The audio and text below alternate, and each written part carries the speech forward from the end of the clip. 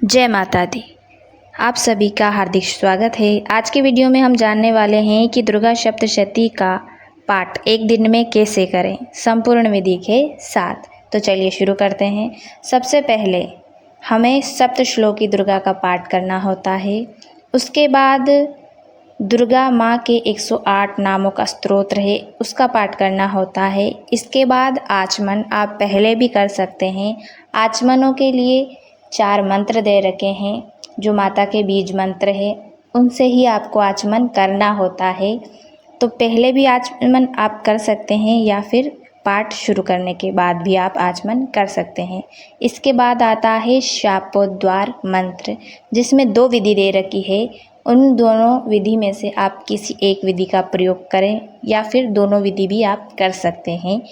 इसके बाद आपको कवच अर्गला और कीलक का पाठ करना होता है। कवच अर्गला पूर्ण होने पर नवाण मंत्र विधि करनी होती है, जिसमें न्यास करना होता है, हमारे पूरे शरीर अंगों का न्यास करना होता है। फिर पाठ शुरू करने से पहले नवाण मंत्र की 108 माला आपको करनी होती है। फिर आपको पाठ शुरू करना होता है।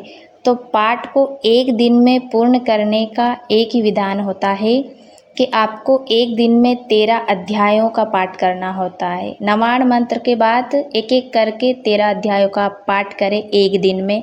इसके बाद फिर से नवाण मंत्र की 108 माला करें, जिससे इस मंत्र से पाठ संपुटित हो जाता है जब आपके 13 अध्याय पूर्ण हो। इसके बाद करने होते हैं माता के तीनों रहस्य। जब 13 अध्याय पूर्ण हो जाए, इसके बाद नवाण मंत्र की माला हो जाए, फिर आपको तीनों रहस्य करने होते हैं। तीनों रहस्य पूर्ण होने के बाद फिर से शापोद्वार मंत्र करने होते हैं। फिर शापोद्वार मंत्र हो जाए, इसके बाद माता के 32 नामों की माला होती है, उसका पाठ करना होता है।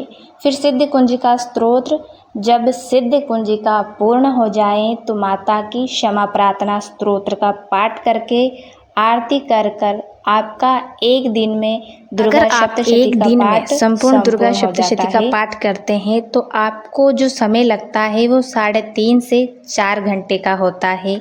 अगर आपको संस्कृत ना आए तो आप पूरा पाठ हिंदी में करें, ताकि आपको और अच्छे से समझ आए।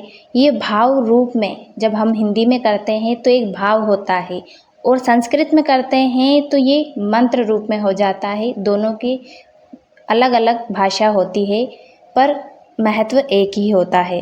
तो आप हिंदी में करें या फिर संस्कृत में, आपके ऊपर निर्भर है कि आपको किस प्रकार की भाषा में करना है। पूर्ण भाव से करें।